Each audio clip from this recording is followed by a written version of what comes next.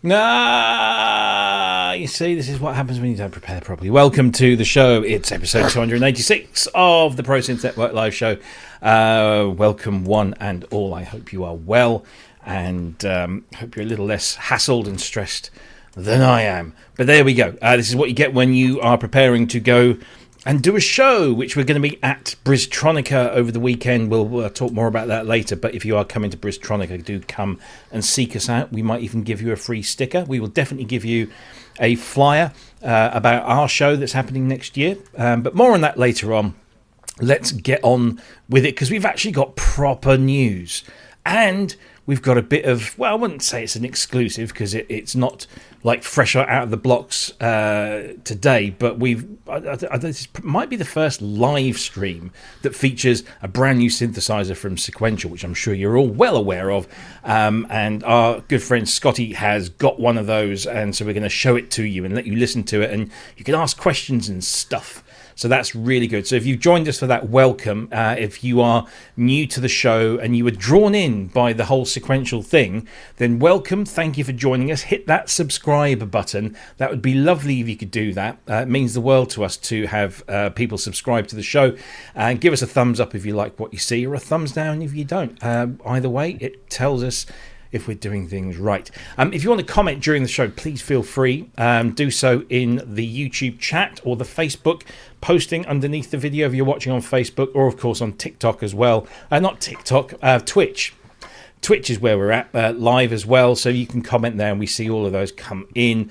If you want to ask a question, please put a capital Q in front of your comment so that we know it's a question. We'll move it to one side and get to it at the appropriate time during the show. But yes, give us a like and a comment and a subscribe, of course, and do share the show around. If you know somebody who would enjoy the show, benefit from it in some way, then please do share the link around, and let's grow the community even further. We're this close to 5,000 subscribers, which is nothing in the grand scheme of things, but it means the world to us that 5,000 people actually think that we're worth subscribing to. So if you haven't already, let's see if we can smash that 5,000 subscriber limit in the next few days. That'd be fantastic. If you want to follow us on social media, we're across most of the big ones. Facebook is the one where we tend to congregate the most, but we're also, of course, on YouTube, Blue Sky, Twitch, Instagram, Threads, and TikTok. And our handle across all of those is at ProSynth Network. So you can come and follow us there. But Facebook is the group. And if you are joining or want to join the Facebook group, please be aware that there are 3 questions you have to answer before it gets approved. It's an automatic approval process most of the time, but you need to answer the 3 questions, and that's just simply to prove that you're human and that you agree to, be a nice person in there. That's all it really is. So don't forget to do that. We do let requests sit there for at least a week before we turn around and say, oh well, if they haven't answered the questions, maybe they need to reread it. And so we send a nice little polite message, and hopefully you'll come back. Anyway, so that's that. It's just to protect ourselves. We are, as I said, say every week, we're a community-based channel. We do this for you because we are you. We're not special. We don't advertise. We're not sponsored by anyone. We rely on donations from you to help keep us going. There are many ways that you can do that. One of the best ways to do that is to sign up to our Patreon page, patreon.com/ProSynth Network.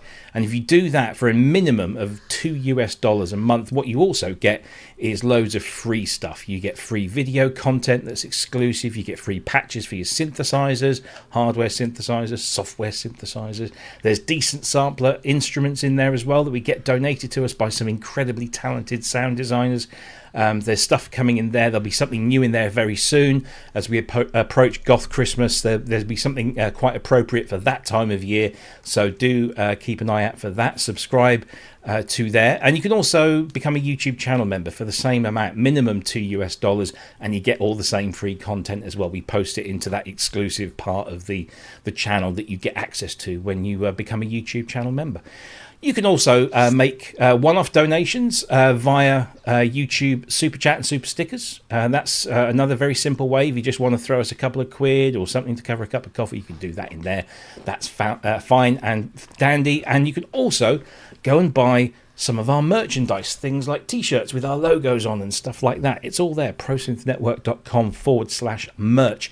There is also an option on there to make a donation. So if you want to top up your purchase with a little donation to help us, that's fantastic. And all of these tiny little amounts all add up to us being able to keep the channel running on air in the kind of professional capacity that we aspire to, at least. We try anyway. So thank you to everyone that's donated over the years and recent weeks, and I'll soon be checking if anyone has donated, and we'll give you a shout out during the show as well. So that's really everything that we need to go through there. I want to crack on because obviously we've got some good stuff to talk about. There's new things. Scott McAuley Sounds. He says, "Did someone say free cakes?" No. No free cake, but thank you for being not only a member for the last 8 months, but for also being now a regular guest on the show, which is fantastic. We'll come to Scott in just a moment. Let me just get rid of that banner there because it's annoying me. There we go. That's gone. And let's bring in the rest of the crew. We are 4 of us tonight to talk about some really cool new hardware and some new software too. So there's lots to go through. I don't know if he's got... let's see, what's he doing? Hello? Good afternoon. I don't know what... There's lots of dogs in here, then there's none. He's gone for a swim in his coffee. I don't... Yeah, they're in your mug. Yeah. Oh, there they are. Get out of my coffee. How you doing, sir? Yes. Essentially, yes. Okay. Perpendicular, and yeah. Good. Yeah, okay. Yeah. I feel like Ant-Man with this cup, I really do. Oh, dear. Oh, yeah. That wasn't me. Lovely stuff. Not that end, anyway. I noticed the lamp. Yes. Coming soon. Please. It's been a while. Yeah. I'll have words next week when I come and see you. Yeah, you'll have to. I'll have a word with the workers. I'll threaten them with something. I don't know. Well, I was hoping by introducing her to new things that she would get her confidence back and stop being frightened that she's killing the CNC machine. So, but as we, as you know, she was spraying colour today. So Yes, indeed. nice job she's done too. Yes. Good. Got a good Well, shine. It's looking good, and hopefully we'll see more of those, and they'll be available in a merchandise store somewhere near you soon. Yeah, you never know. Fingers crossed. Cool stuff. Well, good to see you, mate. Hey, thank Not you. I haven't seen you already today. Well, that's true. We'll see you again in just a few days' time. But no, always good. Always good. Welcome indeed, Mr. Longhurst. How are you? I've been allergified all week, and I'm just beginning dear. to feel. I'm beginning to feel sort of semi-human, which is an unusual thing for me. So yeah. I've been meaning to do all sorts of. I had some voiceovers to edit, but you need to hear things, and I've not been able to hear shit. So it's been an interesting week, but getting better now. So all good. Looking forward to what Scotty's going to be showing us. Yes, indeed. Very Good much. stuff. We'll talk of the devil. Let's bring him in. Mr. Scott McAuley of Scott McAuley Sounds. Hello. How's you everyone doing? I'm good. I'm good. Been a very busy week. Got the E7 bank finished. Nice. A mixture between that, working with Waldorf as well, just sort of on these iridium issues, which I think today they've finally nailed it. I think. Crossed fingers. I think the issues with that is now resolved, so I'll get on and get a bank done for that one, and hopefully it'll keep everyone else happy as well. Now that this firmware seems to be a bit more solid than what it has been before, so fingers crossed with that. And just took delivery last night of the Form. So and from unboxing it last night and had some playing around with it today. Not a great deal, so I'm a little bit sort of fresh on this synth. It's sounding great though. What's a sound from it? It's small in form factor, but absolutely it sounds great. So yeah, I'm quite keen to let people hear it. So yeah, we're looking forward to that. Not only have we got you with a form there in front of you with a top-down camera and everything as well. We've also got a bit of a demonstration that was sent in to us by a dear friend, Mr. James Terrace. James, you might well know, he's also just become a member of the channel, so thank you very much indeed, James. James has worked with Sequential for some time, but he also is like the head honcho sound designer over at our friends Cherry Audio. So James has been working, he's done a whole bunch of patches for this. And he sent me over a video, which if you are friends with James on Facebook, you might have seen, but a lot of you may not have seen it. So we'll be playing a little bit of that later on. Yeah, thank you for that. And before we crack on to anything else, thank you, Andrew, for your 286. And then for that to be evened up by Mr. Longhurst with his 214. And then Scott comes in, another one, 286. And Andrew, for some reason, feels obliged to balance that to a fiver with that. So thank you very much indeed. See, you're not sensible like Matt here, Bostix 247, who just gives us a flat fiver, which is fantastic. Thank you, one and all. That all goes into the pot. Keeps us on air. It's all your fault. He says, Matt says, have a great Bristronica weekend. Hopefully, there's no hopefully about it. So if you and your lovely wife don't make it over to the stand, words will be had. Sue knows how I take my coffee as well. So hint, hint. Thank you very much indeed. Yeah, look forward to seeing you and everyone else at Bristronica tomorrow and, of course, Sunday as well. So...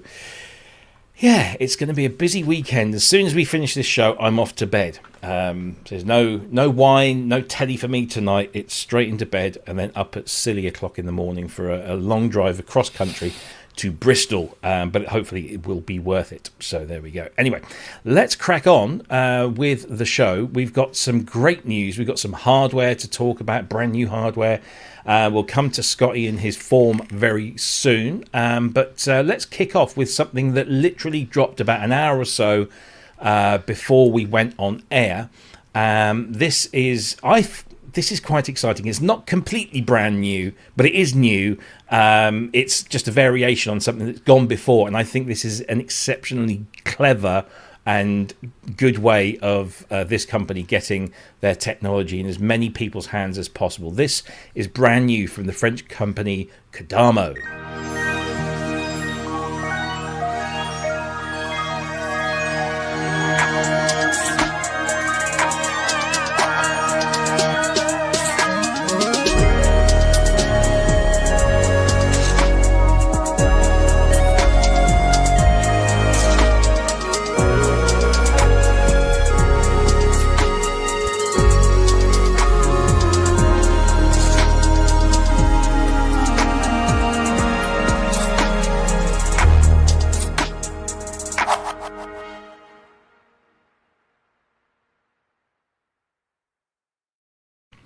So, as you saw there on the screen, this is available now. It's a limited edition, so get in while the iron is hot, or while something is in the... I don't know. Just get in there and buy one of these.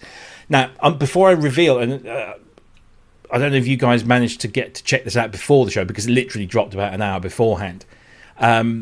We all know that the Mask 1 is an exceptionally good and very interesting, very different synthesizer. It uses bit mask synthesis, where it takes waveforms and slices them up and then rearranges those slices. So you get some incredibly complex waveforms and waveform structures. The one thing that held a lot of people back, or the one thing that people complained about, was the price. It wasn't particularly cheap. It started off at around £2,000. I think now it has come down to about 1,700, 1,800 euros, depending on where you are. What price do you think this might be? Any guesses? And unless you already know, then don't bother guessing. But I already know, and guess what I'm ordering right now? Yeah. Any guesses as to how much this might be? No. Just hazard a guess. Just pick a number. Any number. I'd say it had to be under £1,000 because I haven't finished the case yet. Yeah, but I'm kind of with Ken. I would say under £1,000, maybe 899, something like that. Okay. Interesting. Very interesting. Very interesting, because I'm going to reveal the price to you now. Wow. Yeah, that's euros. Wow.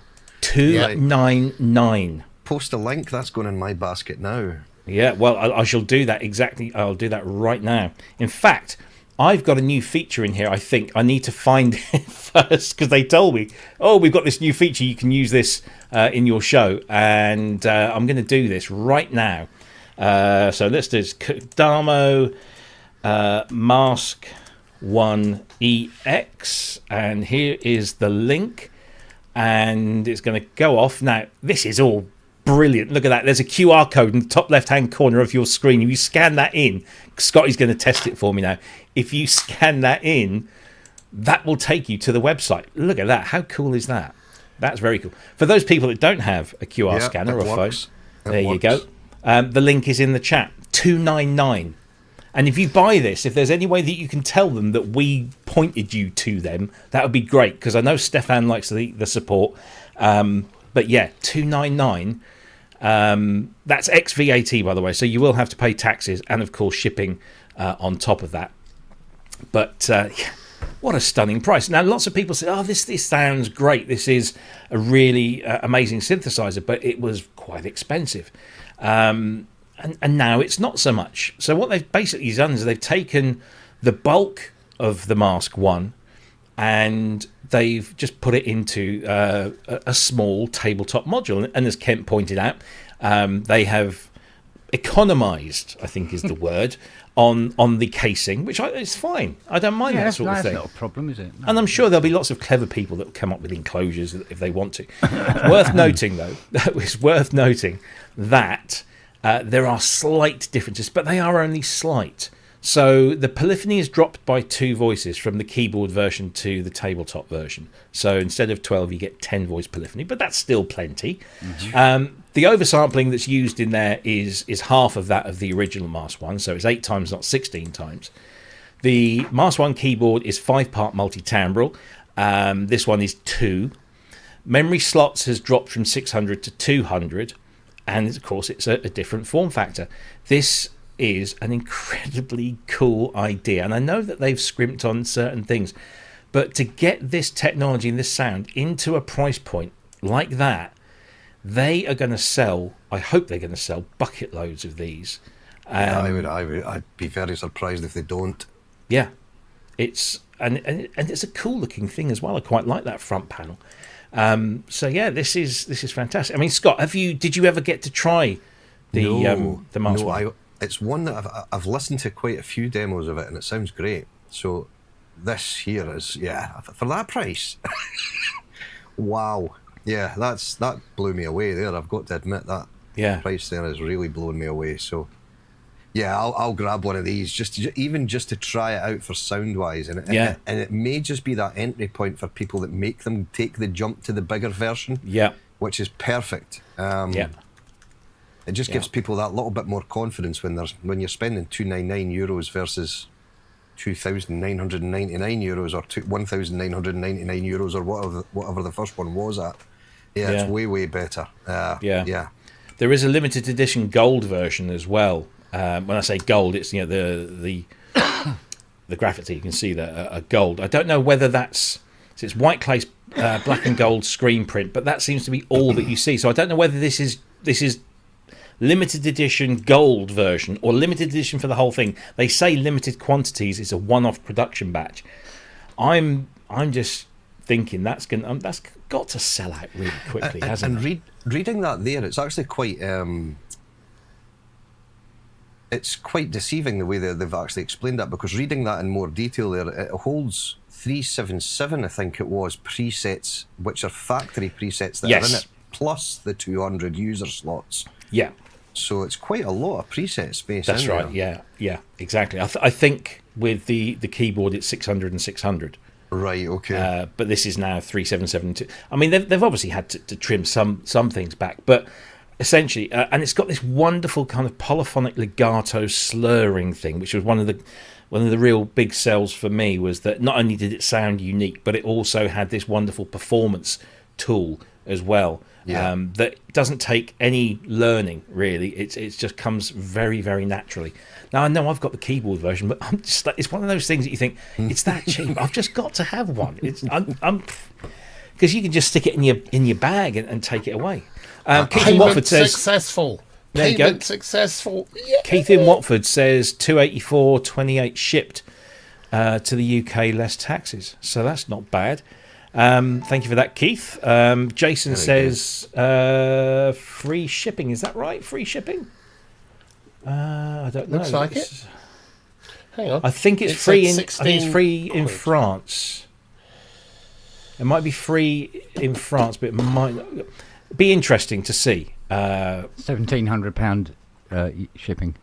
£1,700 shipping. Yeah. You go, hang on a minute.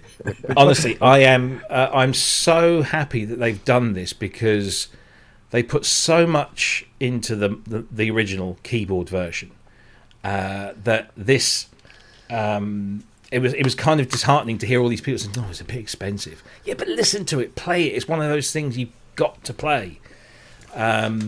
Yeah, and I've said I wanted this ever since you got yours. I've always wanted one. I can't quite bring myself to, but I've been thinking about it. Now I've just bought it. Yeah, I can't wait to have it here and play around with it. Scott will have to have a Kodamo off. Yes, absolutely. Yeah, I'll likely get mine ordered after this show. It does sound rude. 15 euro shipping. To the UK, that is. So I'm guessing it's probably going to be similar elsewhere. So it's a total of 287 for me. £287 shipped, landed to my door. I suppose as a possible compromise as well is that, even if you're going, it hasn't got quite as much stuff as the keyboard have. Well, that price you can buy two, can't you? Well, exactly. Yeah, and link them together. Link them together, and you've got big sound. As far as I can tell, it's fully compatible with the patches from the other Mask one. You just don't get so many voices. So the architecture is the same. You only get 10 voices, not 12, and the oversampling is reduced by 50%. But you don't get multi-timbrality. You get two parts. By timbre. But by two you get four. Yeah, exactly.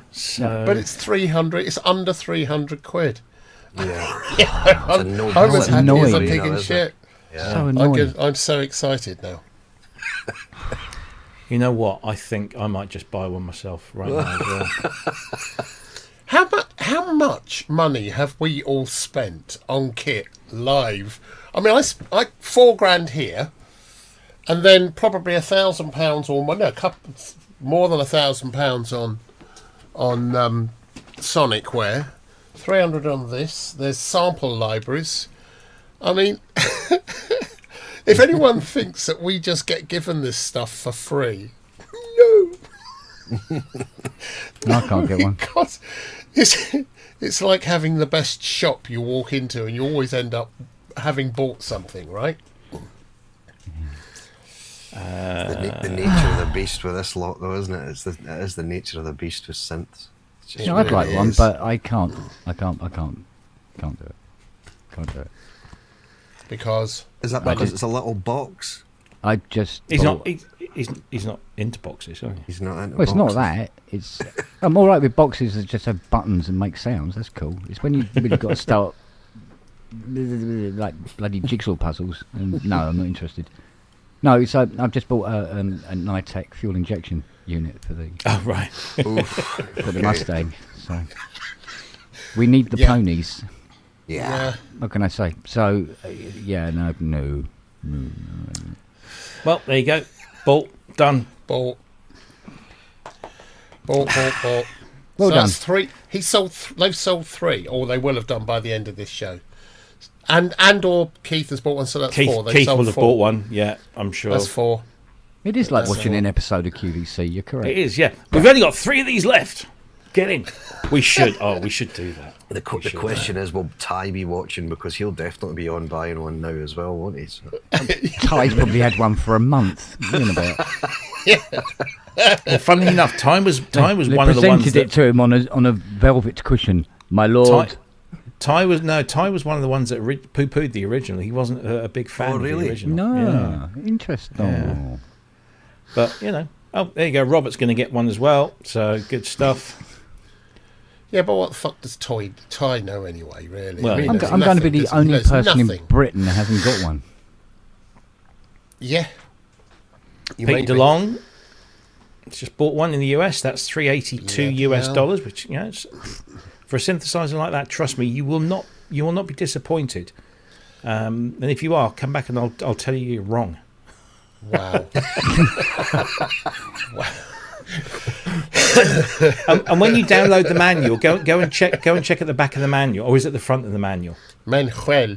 It's somewhere in the front of somewhere in the manual. I mentioned in there, so that was a nice because I helped them translate and do all of that stuff. So that's the instructions to how to paint the pentagon on the floor. That's it. Yeah. Anyway, stand in the middle. If you want to buy one of those, there is a QR code right there. Yeah, you can just scan that QR code and buy one of those things. I think that was really cool. It'd be nice if you could move it. I don't think you can move it anyway. It has to be in that top left-hand corner. But yeah, still useful though. Useful. Mustn't grumble. The QVC code. Yeah, QVC code. And I can do multiple ones. So I'm going to do something for the next thing that we do. But there you go. It's all happening live. But yeah, that's Kodamo. If you want to go and check them out, there's obviously that video that we played. But if you want to just get a full understanding of what the Mask 1 can do, just go and check out all the other Mask 1 keyboard videos. And there's a great guy called Jay Bowman. If you look for Jay Bowman on YouTube, he's done some amazing demonstration videos of the Mask 1. He's also done some banks for it, free banks that you can download from the Kodamo website. So you can do that as well. The only thing that they haven't mentioned is that there is a Mask 1 organizer web-based tool, which I think they've improved ever so slightly. But it was a little bit finicky to start with, but it's not bad. So basically, you just hook up your Mask 1 to your computer via USB, select it as the input and output device on the web page, and then you can then just move sounds around. There's plenty of really good stuff out there. It's an amazing synthesizer, and I'm really, I saw that and I was just like over the moon that they've actually come up with something and said, yeah, screw you, here you go, $299, get in there. I wonder if they'll do a small desktop version of the Essence FM. Now, that would be interesting. Although the Essence FM does rely on a large touchscreen. So, don't know. That'd be interesting. But I was getting slightly worried. I have to say I was getting slightly worried about Kodamo because they'd gone a bit quiet. They'd done this thing at Synthfest France this year where they'd come up with a 1U module, which was a proof of concept. It wasn't a product, but it combined bit masking with sampling. I remember that. Yeah, and it was just a kind of a proof of concept. They said this isn't going to be a thing, but it's going towards something. So yeah, interesting times. I love Kodamo. I love everything that they do. It's great to see they're still going. What I do wonder though, so the original is what, 1700 or so UK? I think Thomann are doing it for about 1770 something, but I can't remember if that's euros or pounds. So 1700, 1800, something like that, down to 300. So that's a sixth of the price. That's a huge amount, So yeah, that tells you how much the keyboard is. And all the development for the original.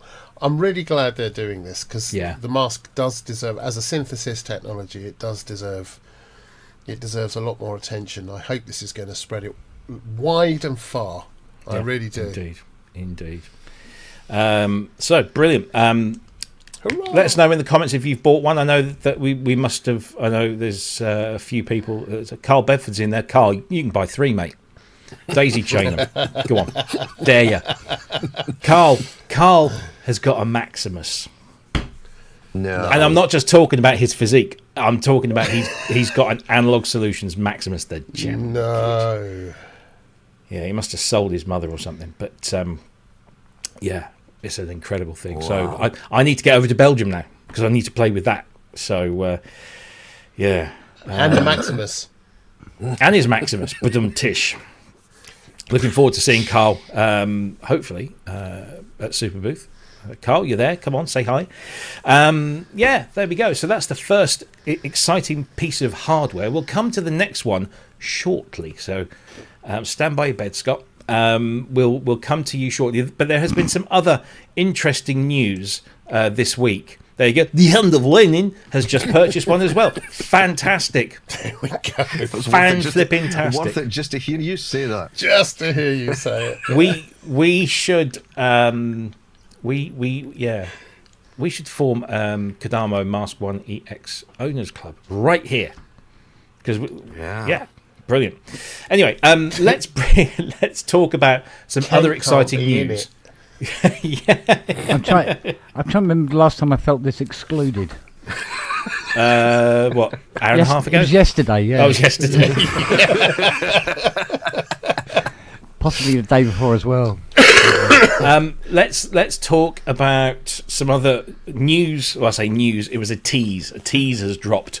Let's first of all, what I need to do here is make the screen go black because it's a vertical video, and it looks silly if we don't do that. So I'm going to play a couple of these. This is from Roland.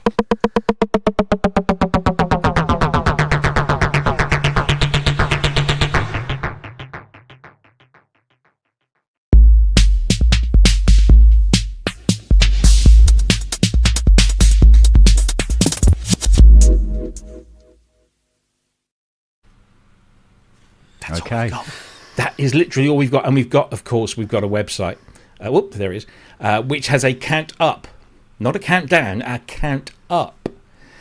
One assumes that when it reaches 1,000, we'll get there. Lots of people have been speculating on this. People have noticed that the word or the words "tomorrow returns" start with the letters TR. Of course, is quite interesting when it comes to Roland, of course. So could this be TR1000?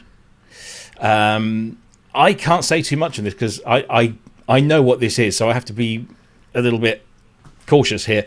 But yeah, it looks like the count up will finish around October 1st. October 2nd, something like I can't remember which. Yeah, one of those. If you work it out and do the timings, it comes up to about that. There's Egyptian Lover, who was in that video that we've just in the background there. All these famous faces. It's got to be drum or sample orientated anyway. That is for sure. Yeah. When I've been watching these teasers, I've had a few people email me saying, "Do you know? Do you know?" And I'm like, "No, no clue." Well, the thing is, if you go and look on Roland's YouTube channel, it's called just Roland Channel on YouTube. There have been a number of short videos of famous people talking about using 808s and 909s. And they're all black and white, and this is all black and white. So could there be a connection? Yeah. So it's a System 7 million. Yeah. It's Trevor Rabin, TR. It's Trevor Rabin, the guitarist. Could be anything. Yeah. Could be anything. Interested, though. Yeah. If you want to go and check out the website, guess what? There's a QR code for that, and it's on your screen right now. You give me technology, I will use it. It's also a link in the chat as well. Yeah, I think we can pretty much establish that. Shameless. Nice one. This is actually quite funny. It's counting up the price. Nice one, Paul. Oh dear, yeah, yeah. So this is interesting. Like you say, clearly there's drums are heavily involved in here, and of course those sounds were incredibly evocative of 808s and 909s. So Yeah. who knows? Well, I do, but I can't say. But yeah, it's interesting. This could be a very big thing, or a very small thing, or it could be somewhere in between. And that's about all we can really say about that, because there's nothing else to say. It's not an Oberheim, is it? No. Oh, okay. So, yeah. Any other thoughts on this before we move on? I mean, we'll be able to talk about this, I think, next week. Yeah. It's all intriguing. It's quite clever marketing the way they've done it, actually. I like it. The marketing is actually brilliant. It's one of Yeah. those ones where everyone's now engaged, going, "What is it? It's really clever."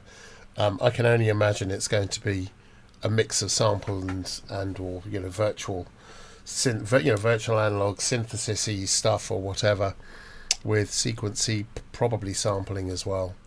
I mean, yeah, where did they go with this? They've got so many technologies to draw upon. It's going to be interesting. I'm quite moist around the gusset about this one. Yeah.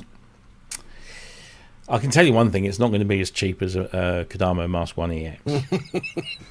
I'm pretty damn certain of that. Is anything? But only Well, you can only share that with the owners club. So, Kent, you're not allowed to listen to this, mate. Yeah, sorry. Yeah, bye, Kent. See you later. Yeah. You're dead to me. There you go. Sorry, mate. I know what's going to happen when I go around there on Wednesday. It'll be Nelly, kill, No, destroy. Lily, show him your new trick. Oh no, I don't want to hear that. No. I was actually expecting you to turn his camera back on there and Kent just to be peering over the top of his mum. Yeah, or Lily doing that. Yeah. Dear, oh dear. Okay, well there you go. We'll I think we'll soon know. So hopefully next week we'll be talking about this in detail. But until that time, we shall leave that one there. Yeah, it is. Roland is still capable of producing interesting things, and I'm sure this one will be no different. It will. I'll tell you what. I'll guarantee you, it will generate a lot of noise. Whether that's good or bad, I don't know, but it will generate a lot of noise. It's an sure. SB 1200. Indeed, yeah. Oh, no, I can't say about that. No, I have to. No.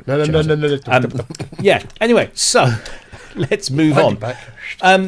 Where are we now? Okay, so I'm going to come to you, Scott, to do this whole form thing around 8:00. We'll just make sure that everyone's in by 8:00.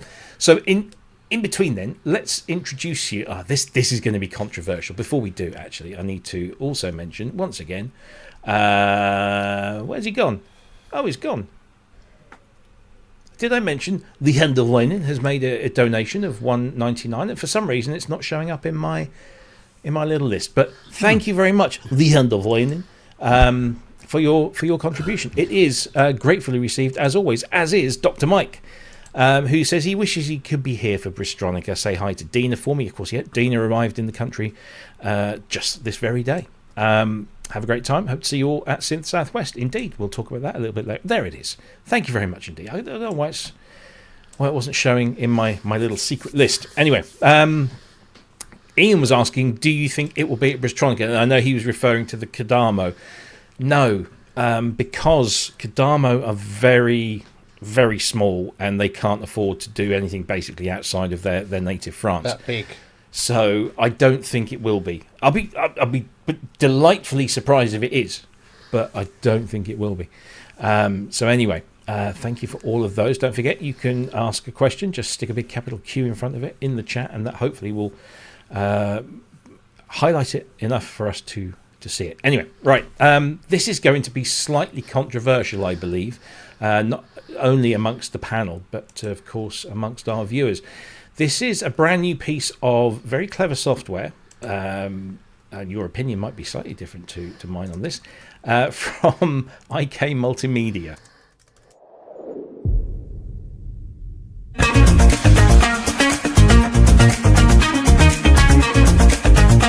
This is the next revolution in vocal production. Late evening, we're laughing at jokes from memory. Blend, style, and transform your performance.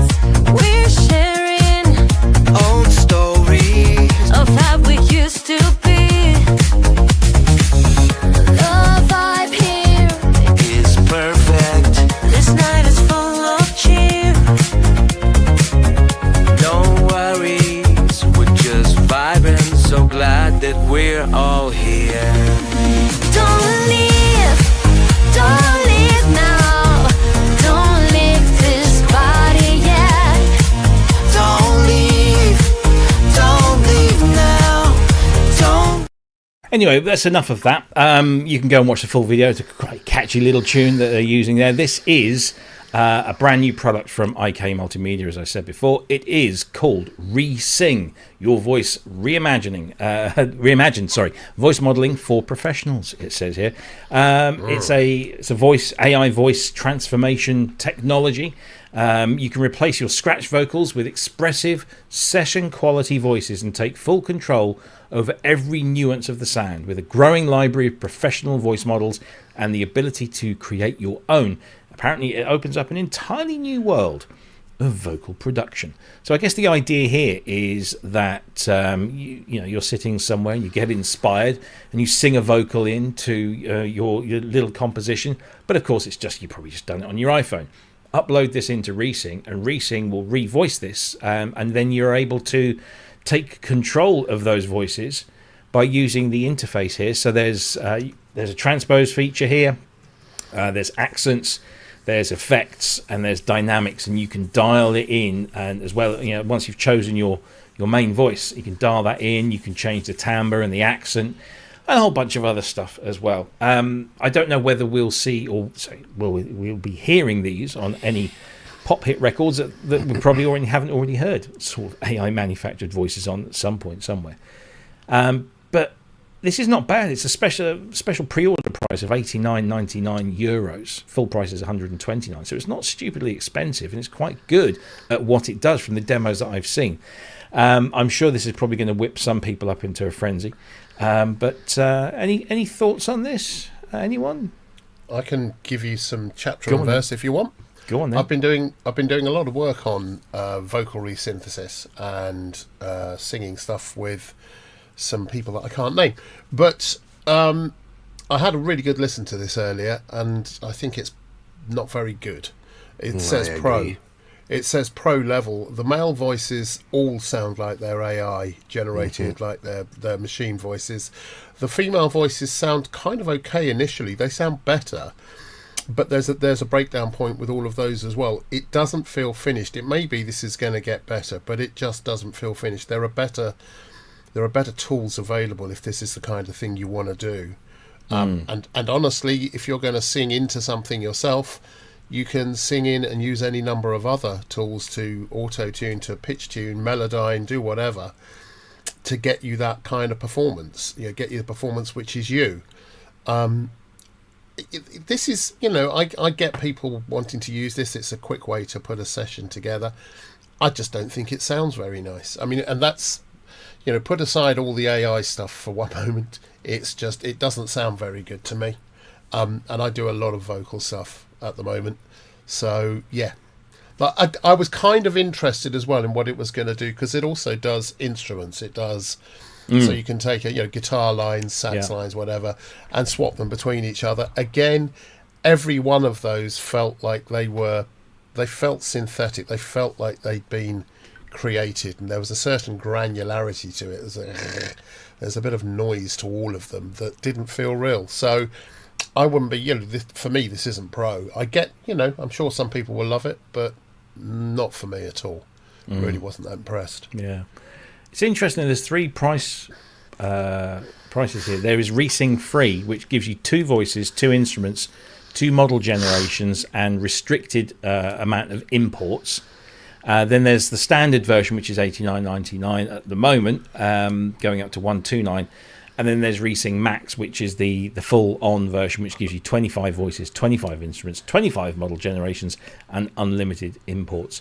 So even the middle of the range one has limited imports as well. So yeah, I guess that a lot of the processing is done externally, so it's not done locally on your machine. So there's going to be internet connections required, so on and so forth. I guess that's how they manage the amount of imports.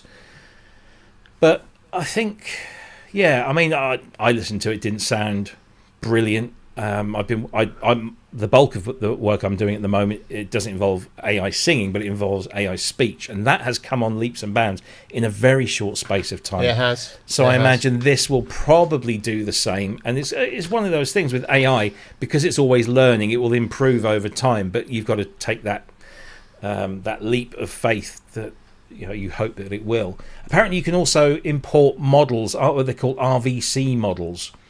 So you can import those, and there's apparently a growing community of these voice models out there. So, can I just hit one other note? Peter Tatt, the best name on the internet, still wins the internet every time I say it. AI is the future, unfortunately. That's not strictly speaking true. I mean, let's just deal with that elephant that's in the room. AI is a future. And lots of people will use it. It will be used. We know that's going to happen. That happens with synthesis. Synthesizers didn't replace musicians. It created a whole new wave of stuff. AI is not going to replace everything. It's going to try to, because people want to show that off, but it's not going to replace it. So it is another future, and it's one which there are lots of opportunities with. But this particular version of it, no, not for me. Yeah. It's interesting. Scott, what do you reckon? I'm kind of with Andrew on this one. I just don't think some AI vocalists, like I've tried Suno because I can't sing to save myself, and just to get an idea how a vocal would sound, like I can come up with melodies and things and sing it myself, but it sounds terrible. But to actually be able to run it through a machine like this to see if it actually works, and then you would pull in it like a real singer and get her to do it properly. That's the tendency I would tend to use this side of things for, which I've tested out with Suno, and Suno's pretty good, the online AI music package. But this, to me, I'm the same as Andrew with this. I found it just to be a little bit too... There didn't seem to be any expression in there. It all sounded just a little bit sort of lax and flat and very, very mechanical at times when they were changing notes. Performances are something that's what we look for in a musician, whether it's a guitarist, a singer, whatever. It's a performance we're after. Yeah. And we'll forgive pitch going all over that. We'll forgive almost anything. Bjork can't hold a note below a certain threshold. She can't. It's wandering all over the place. But God, she's a good performer. Yeah. That's kind of what I miss with this. And as we have done with drum machines, where we use drum machines, and then I've always had someone come and play hi-hats or do things over the top, because it just gives it that humanity, right? Not everyone does, but that's what I think will happen with this. But yeah, I'm with you, Scott. I don't like the sound of this particular one at all. No. Yeah. Mr. Spong, let's have your point of view. I think I would rather listen to one of Trump's bowel movements anyway. Personally, I think... listen to Trump. Yeah, it is. It's just the way it hits the gold, really, isn't it? It's all part of the performance. I would say I personally would have no interest in this whatsoever. Good. Because I don't really write music for singers to sing on. This is true. And if I did, it would be la and do and wah wah and all that sort of voice. La and do and wah wah. Yeah, there you go. And that I can do beautifully with a sample library and a pitch transposer of a certain quality.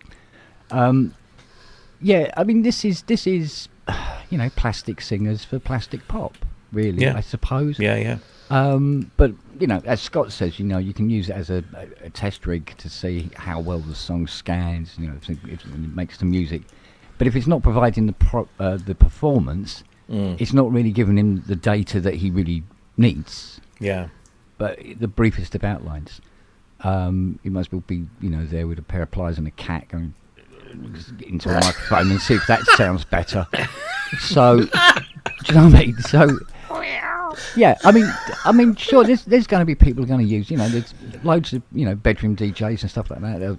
They'll get use out of this, and as you say, as the AI gets better, the singers will start to sound more realistic, and then that's when the shit really hits the fan.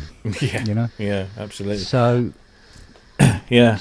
Now, I was going to make this point. Now, I use AI voices in my day job, and and in the recent months, they have become invaluable, and they've actually changed the way that we do a lot of things. However, before then, the voices weren't that good. The voices, the spoken word voices, were like this. They you could tell it was AI.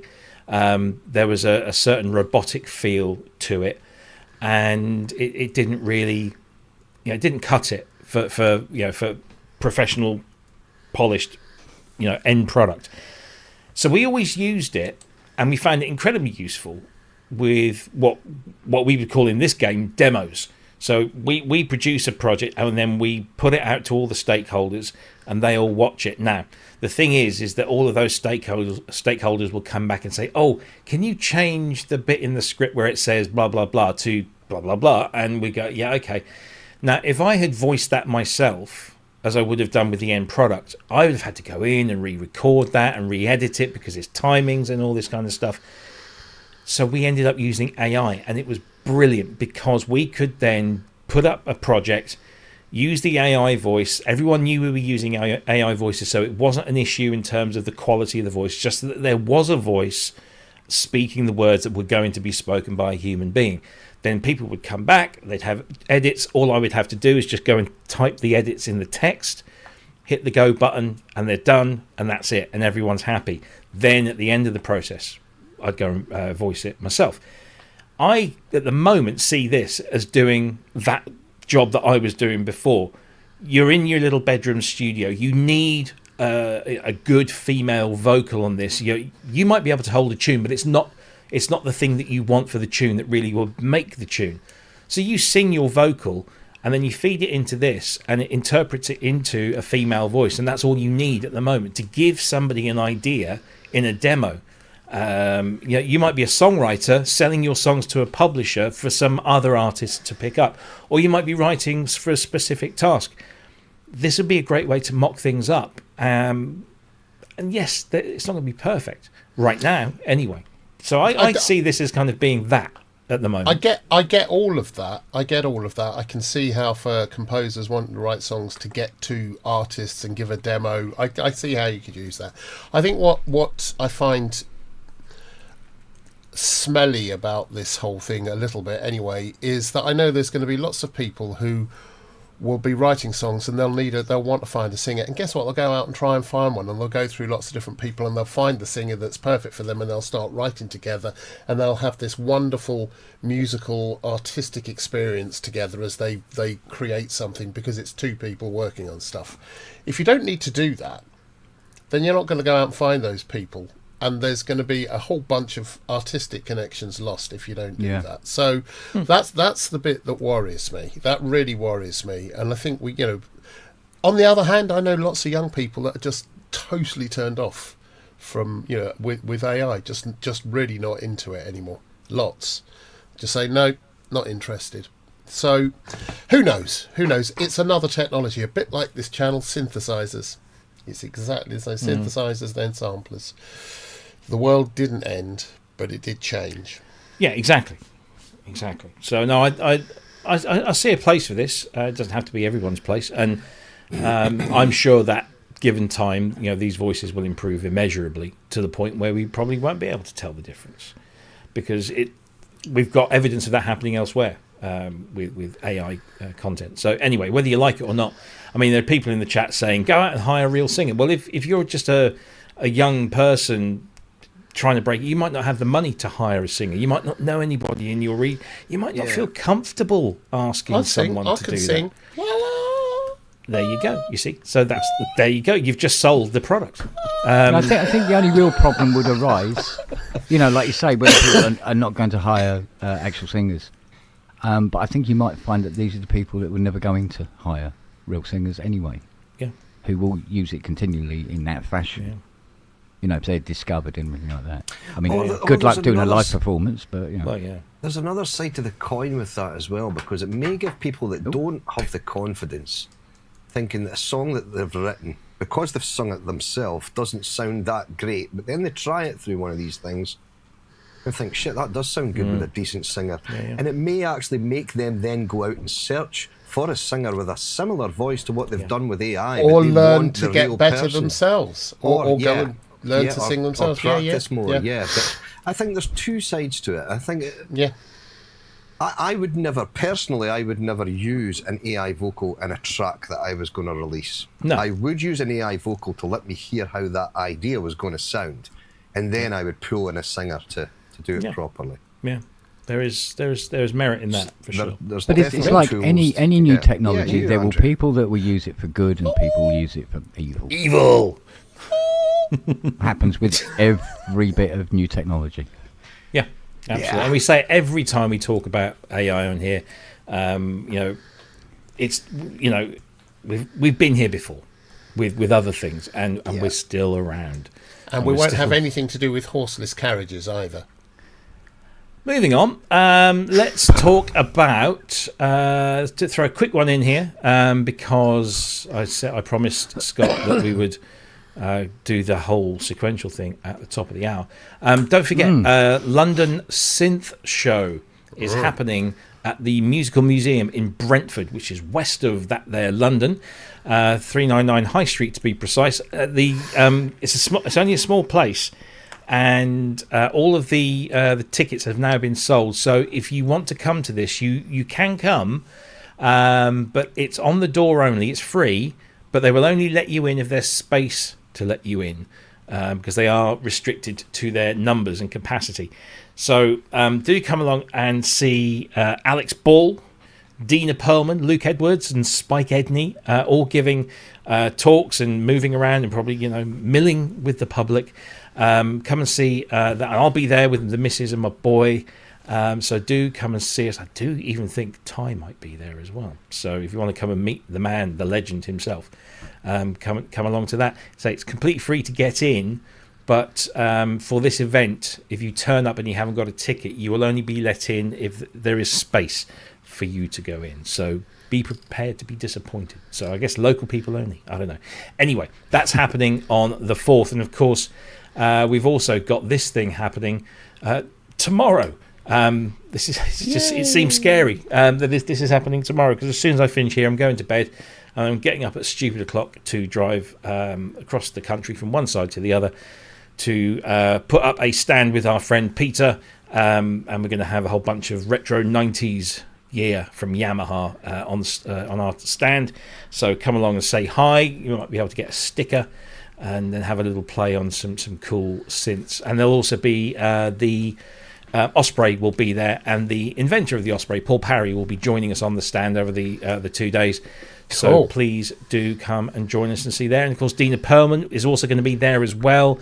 And that is the only place, if you want to buy a raffle ticket to win an ARP soloist, that's the only place you can buy the tickets. They're going to be £20 a ticket. Bundles are available. The more tickets you buy, the better chance you stand of winning. But you can only buy those tickets, and they will be drawn at 5 p.m. on Sunday.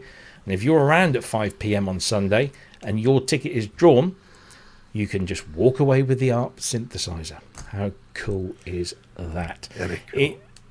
Ian's asking how much of the stickers. Ian had to pay for Machine of Bristronica stickers last year. He wasn't happy. Our stickers are free.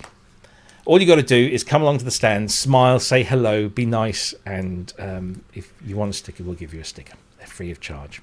Yay! Anyway, so that's the events that are happening over the next 7 days. Come and see us at both of those. We will be there and look forward to saying hi. Right, it's top of the hour. We're halfway through the show. Let's build this one up slowly. Let's talk about a brand new synthesizer that was released this week.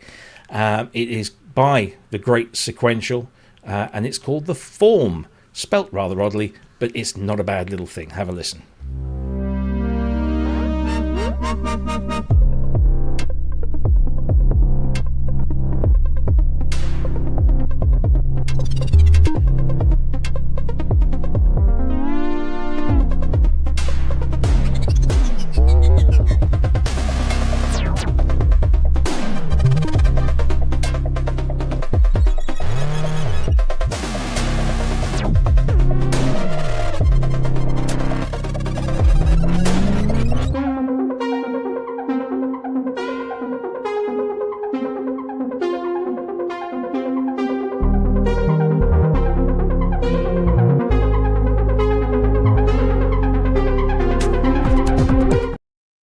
I'm going to stop it there because it does go on, and there's a lot of this, and not a lot of the synth, which is what we're really here Yeah, I for. know. Yeah. I mean, I can do sign language, and that guy was being extremely rude.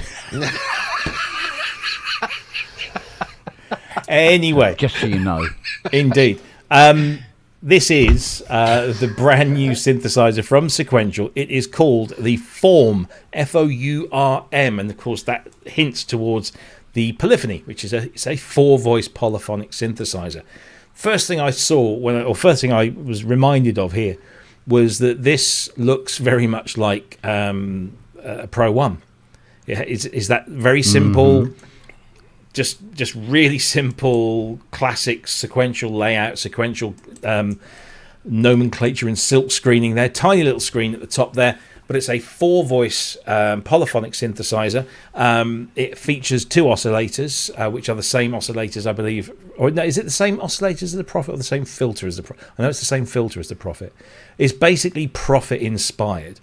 So you've got 2 oscillators, you've got a filter, which is a 24 dB 4-pole low-pass filter.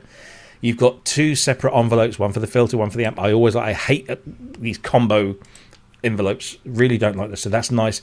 You've got an LFO in there. You've got an arpeggiator. There's a unison mode, so you can stack all 4 of those voices. It's got polyphonic aftertouch, everybody. They've designed their own key bed. They've taken, I guess, some inspiration from Arturia. God, name slipped my head there. It's called the Tactive key bed, but it's polyphonic aftertouch. It was designed along with the synth engine here, so these have been designed together. It's a nice little thing, and certainly that video that we saw a clip of sounded very sequential. It sounded very nice indeed. But sometimes we talk about these things, and we watch a video, we look at the website, we assess the specs. We've only gone and got, I say we, Scott has only gone and got one of these, ordered it day one, and has there it is. He's just lit it up. Hopefully not, I'll go and literally. flick cameras at the moment. But flick your camera. Let's have a look. There it is, ladies and gentlemen. Let's make this full screen. Scott, I mean, you've had this now for 24 hours. Yeah. So we have to put that out there that you've only just, but you are pretty much a dab hand at this sort of thing. What are your first impressions? What are the things you like? What are the things you don't like? There's not much I don't like, to be honest. Initially, when I got it, there was an issue with the key bed, which has been rapidly resolved in a firmware update, which was sent to me within half an hour of contacting Sequential. Nice. It was basically the lower 5 keys. The poly aftertouch seemed to just be stuck on. Everything else was fine. But as soon as I got in touch with them, Brian Tester came back and said, yep, we're aware of this. Here, go and try this new firmware, and boom, it was fixed. With the exception of that, the pitch wheel was a little bit funky when I first got it, but just running a full system reset and calibrating the wheels and everything else as normal with sequential stuff, it was faultless. So that aside, sound-wise, it just sounds... I've got it dry at the moment, and I've done one, I've thrown a few patches today. Well, the first one, I've got this in the synth kit called Spong. So I'll put some effects on for this. Is that loud enough? Are you hearing that?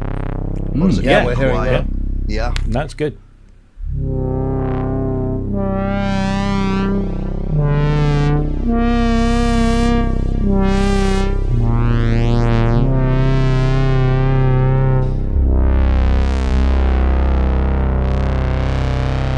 And you'll hear the aftertouch on this.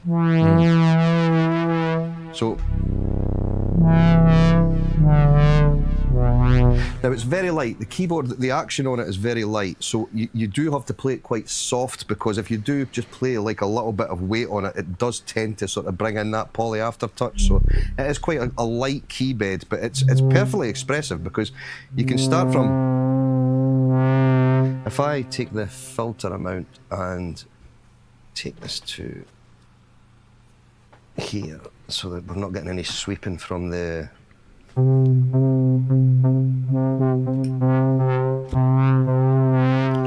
Yeah, you'll hear it here.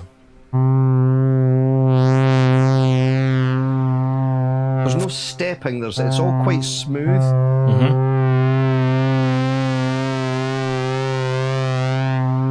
So it's for the size of the key bed. It sounds great. I've done a sync. This is all things that I do to sort of initially test a synth itself. Ooh, Yeah, that's nice.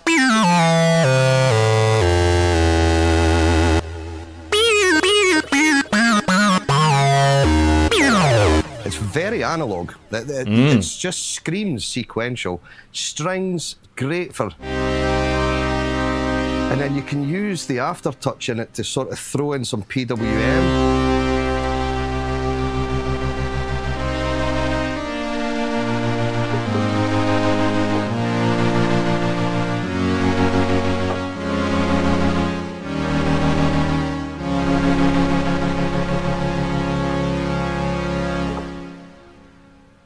And then this one here was just to really let people hear the filter on it. Now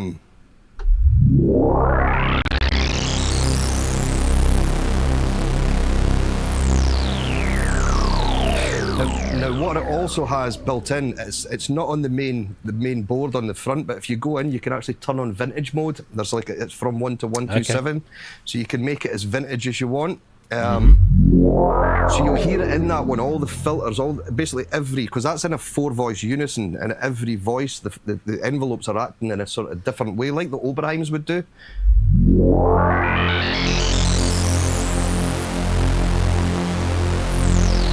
They're all following at different times. But then you can map. So that's mapping the mod wheel to the amp. I've then mapped that poly aftertouch to the filter cutoff, and I've mapped it to the LFO rate.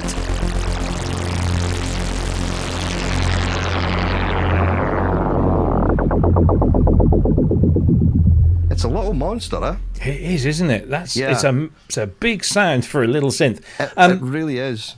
There was a comment in the chat, and I just want to reference this because I know you had some reservations. Eric says mini keys, hard no. These aren't mini keys, though. They're kind of like MIDI keys, aren't they? It's what they call slim keys. Yeah. Now, it's a shame I didn't have two keyboards in front of me. I've got very small hands anyway, but over an octave on a standard keyboard, I can do basically 14 semitones at full stretch. So I'll go from the C to the D, basically. On this, but at full stretch, I'm only getting an extra 2 semitones, so it's not that much narrower than Yeah. I'm only getting an extra 2 semitones up, so it's not like tiny little keys. I know they look like standard size keys compared to my hands, because my hands are tiny. But yeah, the key bed doesn't. Yes, it's smaller. What would I say? Is it same as the? Yes, it's exact the same sort of size as the Arturia key step. Yes. That's about the same width of the keys. So it's not these tiny little miniature keys, but the keys they've got a longer. Yeah, it's like the mini as freaks, well. isn't it? Yeah, the mini freaks of that as well. Yeah, so to me, playing it, that side of things hasn't bothered me, but maybe somebody with huge hands like Shrek fingers and things, it might bother them a little bit more. But but yeah, the actual sounds in the synth itself. I'll take that off. That's just the saw. So you've got saw, you've got pulse.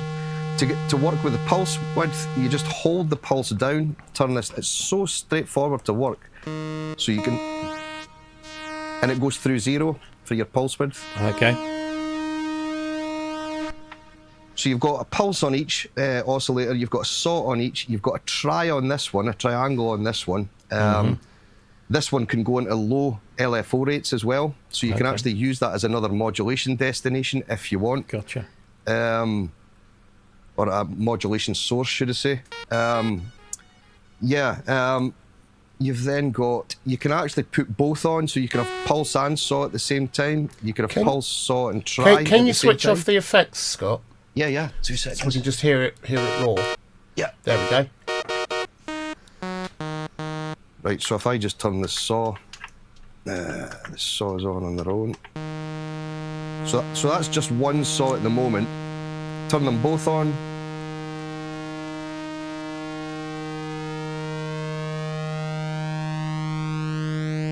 lovely phasing.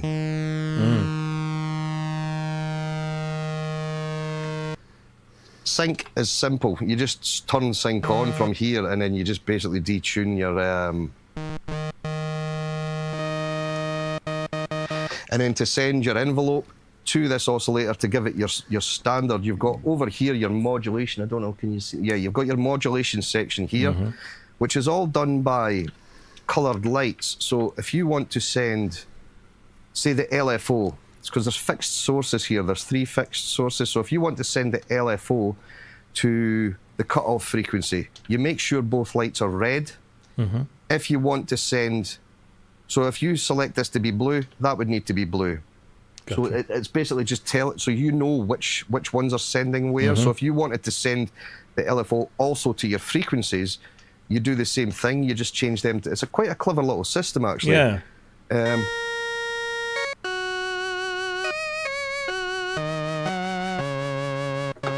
But if you want to send the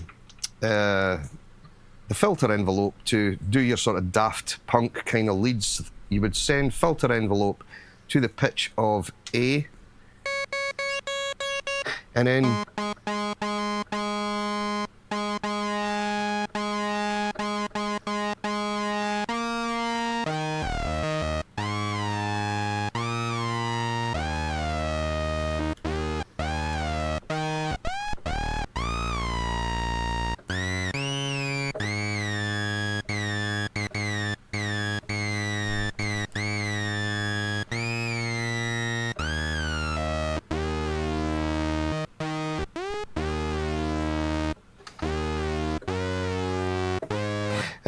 you can adjust how much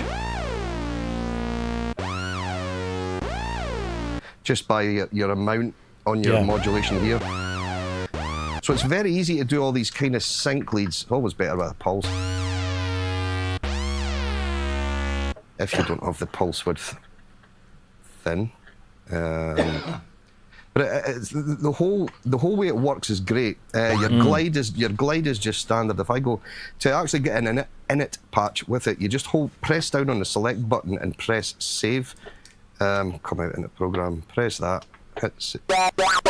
Oh, hang on. Why is that not working? Program. There we go. Yeah. So pitch bend. If you want to have, so unison, you press that, you've got one voice. If you want more than one voice, you hold the unison button down and just 2, 3, 4, and it's as simple as that. For your glide, you've got various different modes. You've got fixed rate, which is legatoed, fixed time, or fixed time that's legatoed as well, which is standard and sequential. I always prefer the fixed time in mine with legato. It's not, sorry, it's that one. No, it's not. I was right. Sorry, folks. It's all right.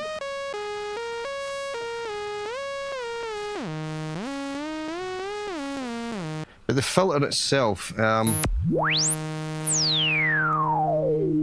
it sounds lovely. Well, it's 24 dB, so it's got a bit of a range on that, hasn't it? It's got that. It's that typical sequential kind of sound to it. It's really, really nice. According to the specs, it's drawn from the Rev 1 and 2 Prophet 5. Right. Okay. Yeah. You can kind of hear that. I think the oscillators, they said, were from the Prophet 5. Yeah, and the filter has definitely got that sort of Prophet 5 feel about it.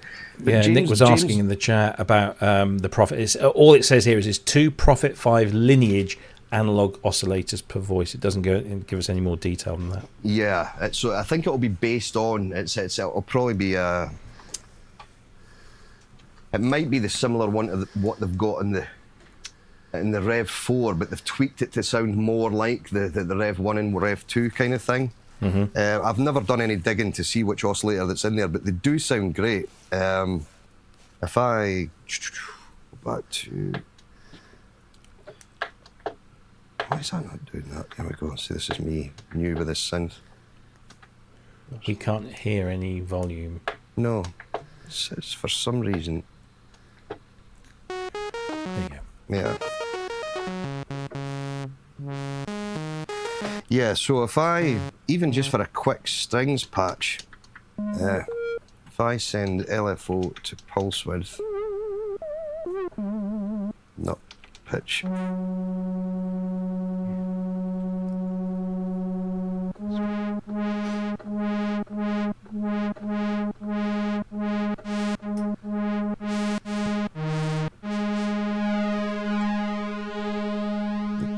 Now even that, when that's mono, remember, that's just a mono output. Take that off.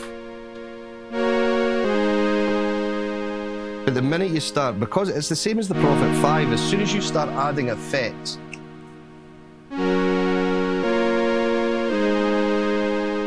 which are probably quite quiet here, if I just, 2 seconds, analog, into this one.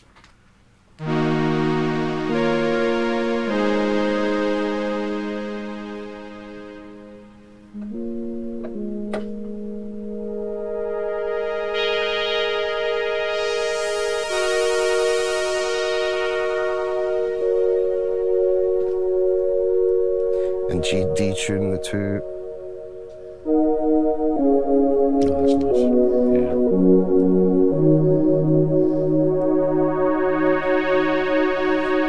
It's a very musical filter, which I love. Oh, that's nice. That's gorgeous. Wow. And that's just quickly thrown together, so it really is a powerful little synth.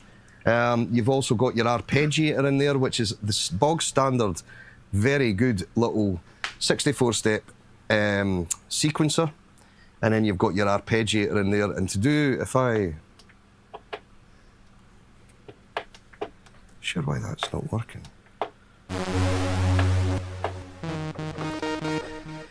If I go into record and just go...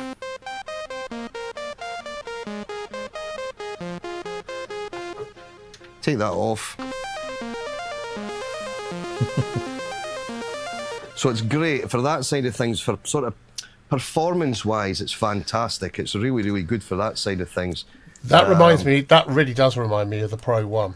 Yes, to be honest with you, Andrew, it's even like I put it up against, dare I say it, my Behringer Pro 1, because it is pretty accurate. The Behringer Pro 1 sounds very much like the original. It's not identical, but you can actually hear it in them. They sound so similar. So I've got a question for you, Scott. Yes. The polyphonic aftertouch, the keyboard seemed very sensitive. Is there any setting in the main menu, in the control menu, that allows you to change how sensitive it is and where it comes, what the curves are on poly aftertouch? Yes, you can. If you go into... Let me have a look at this. I can't remember where the menu was.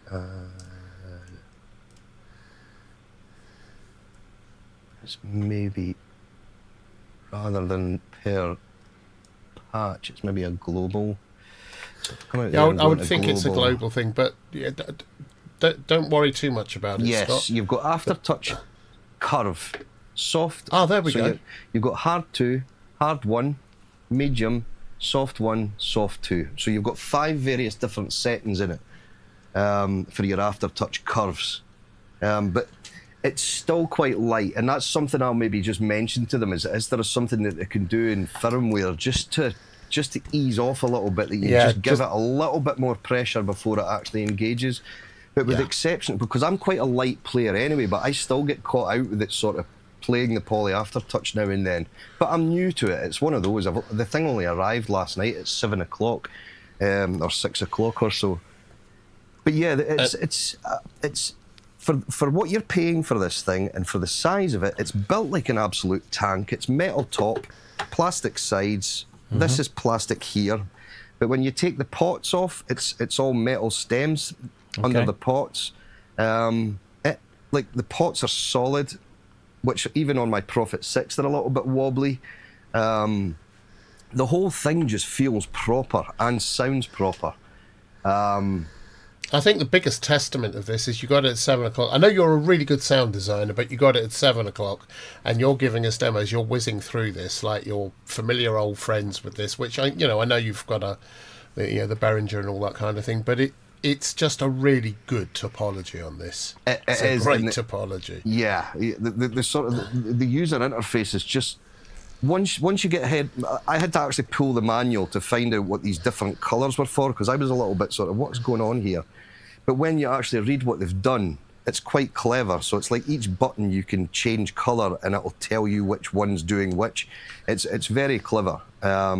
Unfortunately, the only thing that would have been nice, which is probably, again, it would just be adding to the cost, is if you set the amount and these are on blue, if you want to change to, you can change these from, I'll come out of global again.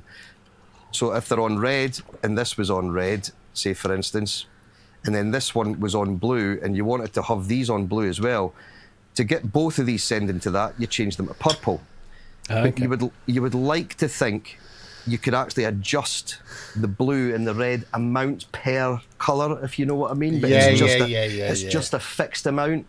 And that's the only, it's so far little, that's a little bit annoying. If it was a certain colour, it would be different if this pot was sending different information for that variant. But that might be something they can fix later on down the line. And is there an LFO per voice, or is it a global LFO for all No, it's an voices? LFO per voice, yeah. And it's, So you could have them running slightly out of sync. Yeah, well, I think this one's a global one. But if you wanted an LFO per voice, you would just change oscillator 1 into and then that would be your poly LFO. So you can then send oscillator 1 to basically, or it's oscillator B they're calling it, which is this second one on the mod matrix. You send that to wherever you want, and then you would have your poly per voice LFOs. I think this one's just a global. This main one here is just global, I think, but don't quote me on that, because I've not done enough digging yet to find out exactly what it can do. But no, I can't fault it. So far, it sounds great, it plays great, a little bit light on the keys. But yeah, you've even got feedback amount on the mixer as well. So you've got feedback, it's got through 0 FM. It's packed full of little goodies, shall we say, for the small form factor that it is. Form factor, did you get that? Mm-hmm. Very good. But no, He's here all week. It is very, very good. I was very impressed with it, to be honest. We've got a bunch of questions, but before we address those, let's just hear our friend James and the way his play. Let's crack on this little video here.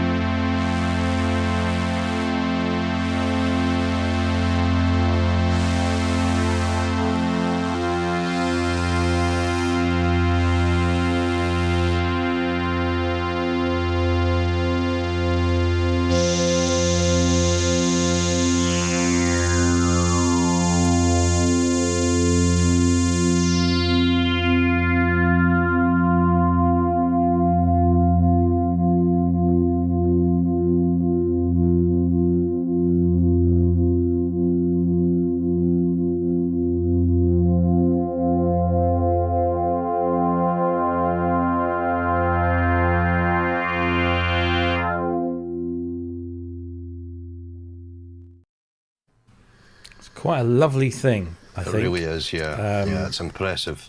By the way, great demo, Scott. It's rough. It's rough because I only and received it last big night. thanks to, of course, James Terrace for the video we've just James. seen there. So well done mate. there. And thanks for sending that in, James. Really appreciate that. And all the other files that you sent. It's very interesting. If you want to know more about this, you can go there. Just there, look. There's a QR code. You scan that QR code, it will take you straight to the sequential page. If you want to buy one of these are currently selling. I'm just quoting off of Toman here, $7.99. Can I ask how much you paid, Scott? Is that too much of a personal? No, Yep. no, it was the same. That was it. Yeah, $7.99. It was Anderton's I got mine from. So Yeah, $7.99 UK. I think it comes out around $9.49 US or something like that. I think. I haven't got an EU price. Let me get an EU price because I don't want to leave our EU brethren out. Let's do that for you. EU is $8.99, so that's just exchange rates for you, I'm afraid. But yeah, I mean, I know it's only a 4-voice, and people have already said, "Oh, there's only 4 voices." But for $7.99, and you get that sequential sound and that sequential workful, I think nuts. that's And poly. and polyphonic poly. aftertouch as Yeah. well on an analog synth is good. And it's surprisingly deep in the low end as well, which is great. So you can get some real beefy little basses out of this as well, leads, basses, all that side of things. And let's face it, any time that I do unison, it's very seldom that I do more than 4 voices in unison anyway, because it just becomes too much to me personally. It does, yeah. Yes. Let's get some of these questions answered here. Okay. Before we do, first of all, Peter DeLong, sir, thank you very much indeed. Honouring Wine Country Sequential 1987 to 2024. Many profits still running, and of course the legend that was Dave Smith. Yeah. Thank you very much, and to his gentlemanliness, manliness, Carl Bedford over there in Belgium. Thank you very much indeed. Straight out of Halifax, that one. Is it Halifax? I don't know. I probably insulted him now. €10. Thank you very much indeed. Grab a dessert pint tomorrow and enjoy Bristol. We will. So look forward to that. Right. So first question. I think I can answer this one. Will this be at Bristronica? As it definitely needs some hands-on time. I believe that Focusrite and Calc will be there with the rest of the Focusrite brands, including Sequential, Novation, and the rest. So, yep, I expect it to be there. Is the answer to that one. And Dina's just arrived in Bristol. So she says, "Forgive me if I lurk silently in the background. Can't wait to see many of you. Likewise, Dina. Yay. See you tomorrow." Right, Mr. Dyson says, I read that there are modulation options to do with the sequencer. If so, could Scott please have a quick peek? Are you that familiar with it yet? Not yet. No? I'm not aware of that. Let me have a look and see. I think it's just note information, the arpeggiator. Let me have a look though. Certainly no, there's no sequencer as a destination in the mod matrix, because the mod matrix, James, is just, oh sorry, I've not put my top camera on, 2 seconds.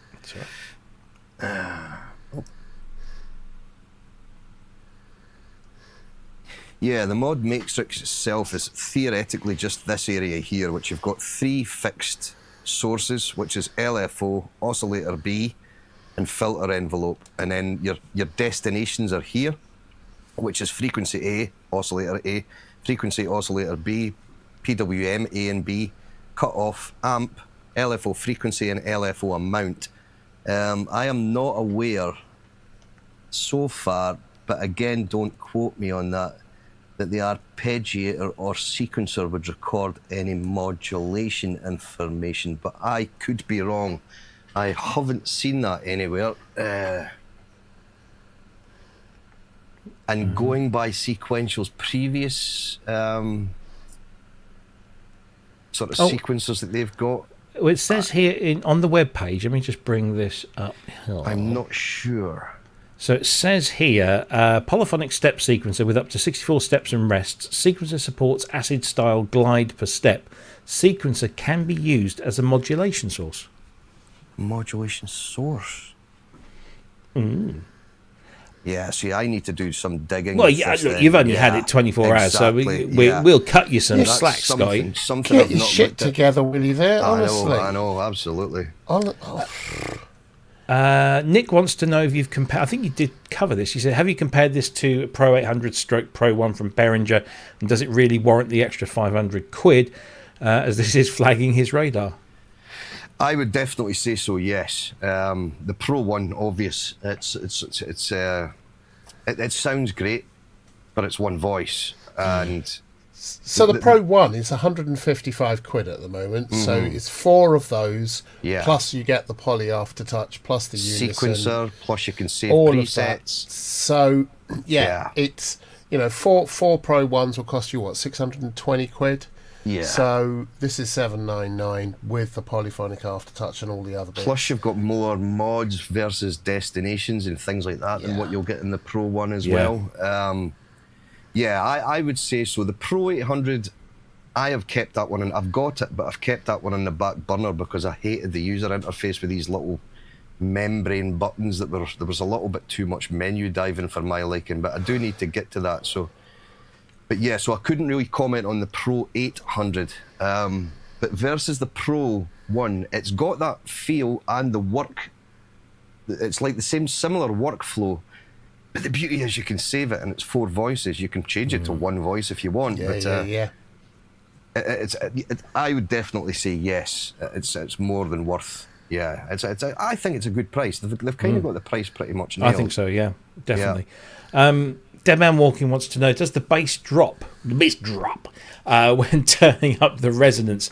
It does, but it's if I take the effects off.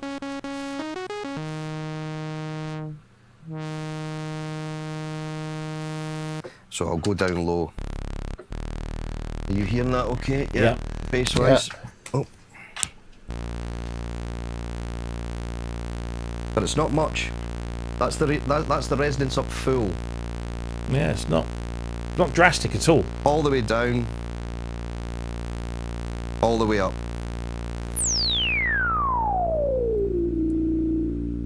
That's it all the way off. It's not bad, is it? So it's pretty good. It's very meaty sounding is my favourite word of the week, I think. But it's a good sounding little synth.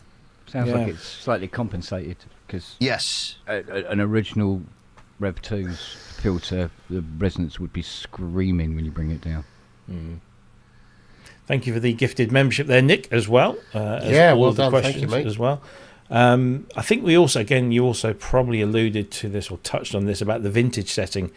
The question is, how is the vintage setting working with it being analog? So I don't know it's the same knocks way everything out. Yeah, basically the vintage setting, what it does, because they implemented it. The first synth they implemented it in was the Prophet 5 Rev 4, and then everyone that had the Prophet 6 and the OB6 were like, well, hang on a minute, why can't we get these in the OB6? That same function.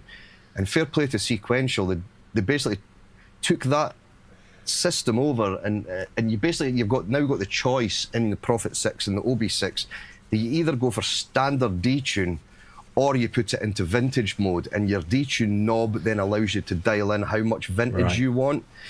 But vintage doesn't just make your oscillators detune. What it does is it changes the behaviour per voice of your envelopes and things like that, and it's everything kind of just everything kind of just changes. So when you play a big chord or a sweep, everything falls at different times instead of just being bang on the nail and falling at the same time. And it just sounds tremendous. It just completely changes the sound of a synth. I still find it quite Jason weird. Cooper is big on the big sort of vintage.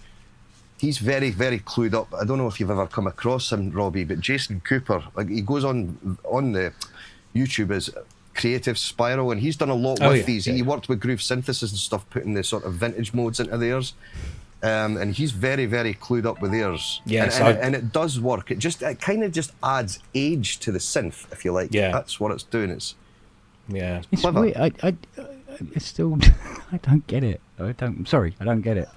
Because technically what you're recreating is the sound of a vintage synth that's in need of a service. But that's what a it lot is. of times. But But you're in not actually between- creating the sound of the original synth then. No, but Well, you're you are. But a lot of the No, you're character not. comes. When you got a brand new Prophet 5, it was in tune. It was calibrated, and all the VCOs and all the envelope generators acted exactly the same as each other. They were timed within milliseconds of each other.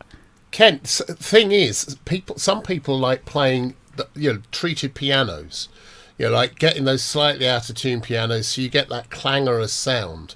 It's a sound people like, and it's the same with analog synths. Some people, they'd like to have it perfectly in tune, but they would also like to be able to get that slightly out of tune, that slightly drifting analog circuit sound to it as well, because and the fact that you can dial it in, actually, to me, it makes perfect sense. I understand your gripe with it, but I He's get it waving completely. fist at clouds. Yeah. Well, Yeah. it's not. Yeah. It's not really a gripe. It's just that they're calling it vintage, and it's not. It's badly calibrated, and they shouldn't be calling it that. Because that's what that's what they're recreating. call Bad it a calibration. Just call it a wonky knob. Yeah, you just call Wonky it. knob. It's buggered. Wonky knob. Turn the buggered up to 7. Okay then. They did originally call it slop. I see Nick House Yes. call Yeah. it sloppy mode, but for some reason they changed it to vintage. God. And I think it is just what they're trying to get as. It's like an Don't- aged synth that hasn't been serviced by said Kent. That's perfect. Donald Duck, who was in the chat, was asking whether how the keys, the slightly slimmer keys, compared to the Korg slimmer keys. Do you know? Much the same, like the ones on the Mini Log XD. Is that what he's meaning? Because I I've got think the so. Mini Log XD here, and they do feel a little bit lighter to play. They don't feel weak. They just the action on them is very, very delicate. But I think that is maybe a firmware thing. I think they could maybe just back off a little bit. I hope on that. But it's still playable. You just have to just play a little bit lighter than you normally do. Should be called component tolerance and QA oversight. QA oversight. Yeah. Bit of a mouthful when you put it on a knob. Indeed. Have you got a QA tolerance? So I think we can agree that Sequential have got a bit of a hit on their hands here. Yes. Yeah. For a 4-voice polyphonic synth with that kind of heritage, not only in its style but its sound as well. And at that price, I think they're onto a winner. I think we'd say, I Scott, hope so, thank you yeah. so much. No, that's okay. That's okay. Yeah. Sorry, I was a little bit. Don't know about it enough. No, because I just you've had it 24 hours. pulled it You out bought the it box. at your own pocket. I hassled you. I said, "Can we get it on the show?" You obliged, and you've done a great job. And I'm very much looking forward to the first bank of sounds from Scott McAuley Sounds. And if you want to know more about the synth, you can click on the link that is just there. It's there. It's the link there. I think Andrew put it also in the chat as well. So congratulations to Sequential. Great new synth. Go out and buy one, I would say. Let's move on because we've only got about 20 minutes left. We've still got stuff to talk about. Let's do a little quickie. Let's bring. They've got no video for this at all. This is a website you may have seen pop up over the last few days. It's called 10,000 Drum Machines, and it is a web-based tool that has, or will have when it's finished, 10,000 drum machines. The QR code has just changed in the top left-hand corner if you want to scan that in. At the moment, there are something like 40... Oh, no, it's gone up to 53. And each of these is its own little software drum machine. So, for example, if I click on the Boots and Cats, I get... Did that work? I don't know what happened there. So you get Boots, and you drag that, and Cats, and you drag, and then you play.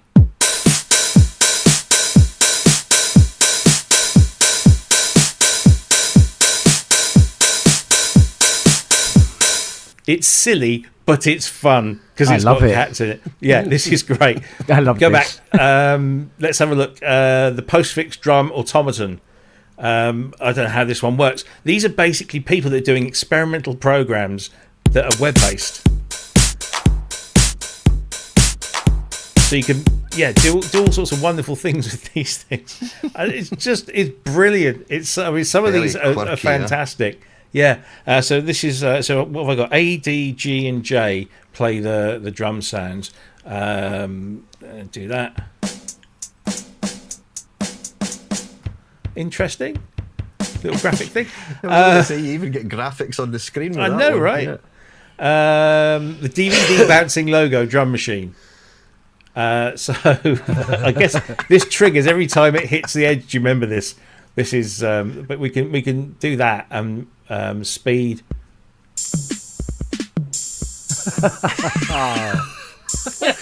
This is so. You will lose so much time. That takes me back to playing the Atari with my brother. I know, when right? I was like How does a 9 years YouTube old. sequencer? A YouTube sequence? I don't know. Oh, I see. So you have to load the video. Oh, right. Okay. So we've got that in there. Now I don't know what we have to do here. Global, do we play this? We'll probably get told off because this is copyrighted stuff. Or is it just scanning? No. I don't know what that. I don't want to play too much of that because it's copyrighted. Yeah. Terminator drum machine. Enter the city name. Okay. Well, let's put in the greatest city in the world. That's not how you spell London. Rotation. So I don't know what this is doing here. Oh, hang on. It's doing something here. So when the Terminator gets round to, I don't know. I just don't know what's happening. when it gets round to Norwich, and the She's Terminator, coming up. when the Coming up. go, Nothing. Yeah, Hang on. that's Norwich for you. I have no idea what's that one. You have to spend some time. Okay. I'm not wasting my time with Norwich. No, What's I'm the matter not- with you? I said city. What's going on here? That didn't work. Let's see what else have we got. I mean, you get the idea. Sling Tang modulator.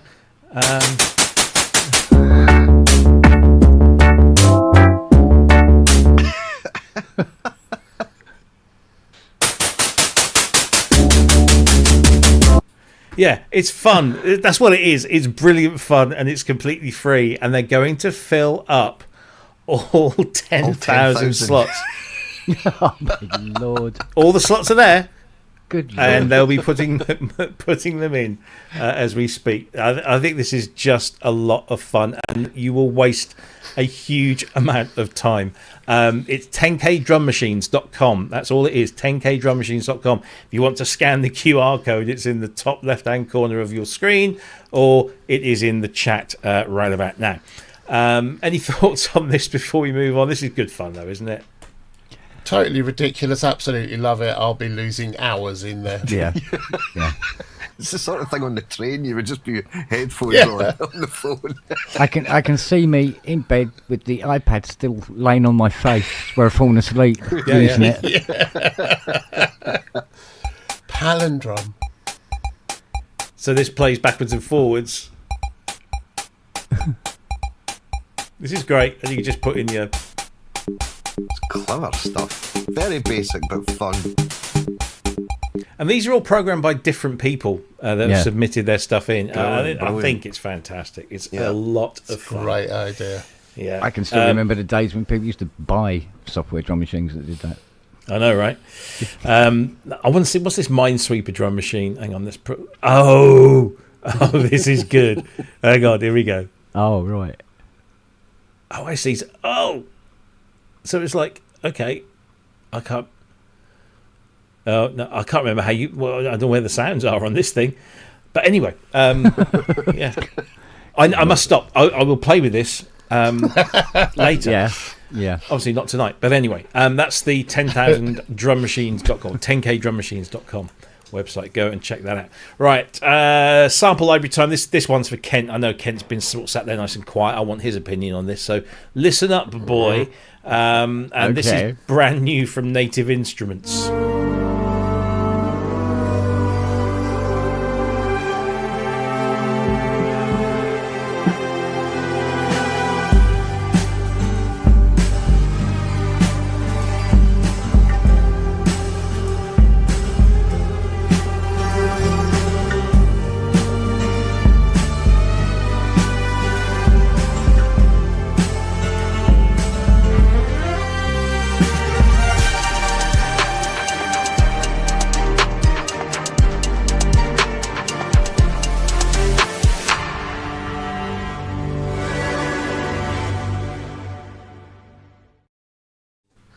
So this is London Contemporary Strings. It's a London Contemporary Orchestra string library, which is available from Native Instruments right now, and it works in, obviously, Contact.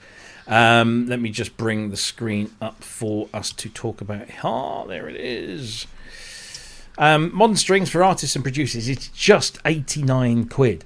But not only is it a sample library featuring the London Contemporary Orchestra, recorded at Rack Studios, it takes their performances and also blends them with synthesis as well. There's some really, really nice sounds in here. It's great for stuff that is just out of the ordinary, a little bit different, and I guess the title gives it away, a little bit more contemporary. I don't know if you had a chance to listen to this, or if you're just basing this off what you've just heard in the trailer there, Kent, but you're a big string library fan. It's 8.23 gigabytes. That sounds about right. Yeah. What do you reckon? Yes, this works, what I perceive. Well, I'll find out after the show when I buy it. But it kind of works like there was another library called Thrill, where you had different elements and you could move within the space to bring in those different elements in different ways. So from what I'm gathering from this, you can have various strings and stuff like that, and you can blend them and mix them with different sounds as well, just to mix it up a bit. And it's very, very useful. Yeah, very, very useful because of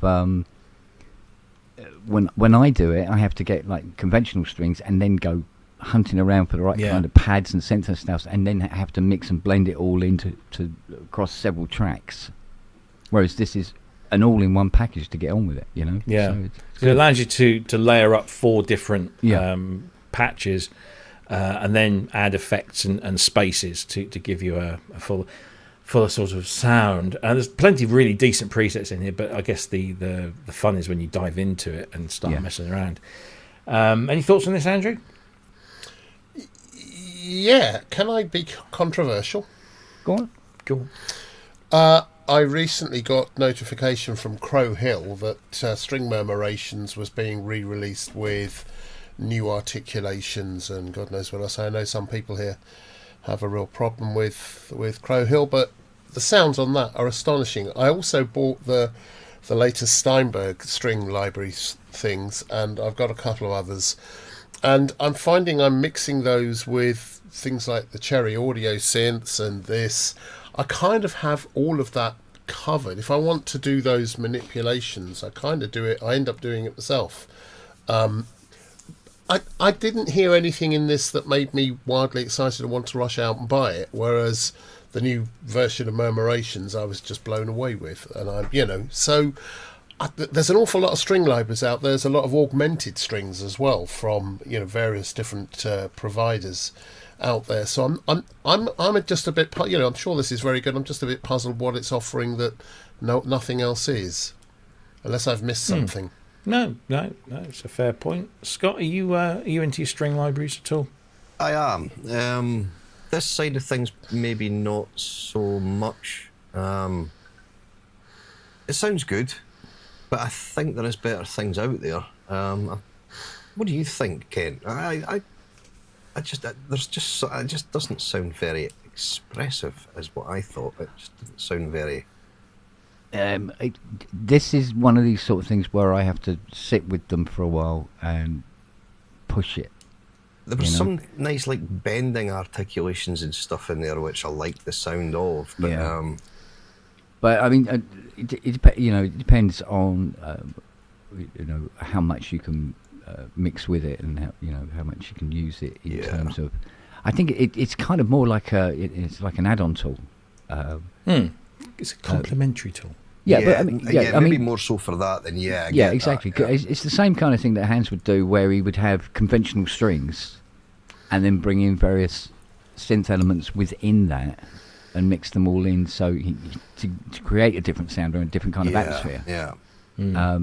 This I must admit, the demo of this is trying to get it across too hard, so it's actually pushing the elements too hard, rather than how you would really want to actually use it in a piece. So, but I'm getting there anyway, because it's a string library, and it's and I haven't got it, so therefore I must have it. It's 89 quid. I think it's good for 89 quid, actually. Yeah, it's a good very price. good. Very good price. And I just think, like I said, I think it has a place, and it's not everywhere. But if you're looking for something that's a bit, as I say, I mean, contemporary, the clue's in the name. If you're looking for something modern that's to be used in maybe some TV or game scoring, where you're looking just to go beyond the classical, if you pun intended, the classical style of playing, and you're getting into a bit more modern where you're slapping things around a little bit. This is probably right up your street. Well, I mean, most composers and stuff like that will have all the traditional string libraries already, and this is an extra element to bring more colour, and it will be welcomed. Yeah, absolutely. So Native Instruments is where you go to find this. Of course, I did have the QR code in the corner for some reason. It's disappeared. There we go. Let's put it back up there. There's the QR code. And I did put the link in the chat. It's called the London Contemporary Orchestra Producer Strings. It's a bit of a mouthful, but it's not bad for 89 quid. So go and fill your boots. I didn't realise the price was that. It's a good. I mean, it's a good price. It's a good price. Because I've had string libraries like 1,600 quid, and you sort of go, oh, why did I do that? Has anyone? I mean, just talking of them, has anyone else tried the Steinberg string libraries for Hallion? There's some great stuff in there. They've been doing some amazing things with articulations as well. Yeah, I've tried some of them. Some of them, it's not all fantastic, but there's some really good stuff in there, and you can mix that in with all sorts of other bits and pieces. It's a good thing. It's a good thing. I must admit, I think their brass is actually better than their strings, to be honest. Here's another one for mostly, Kent. Here's another one for Kent. This is new from UVI.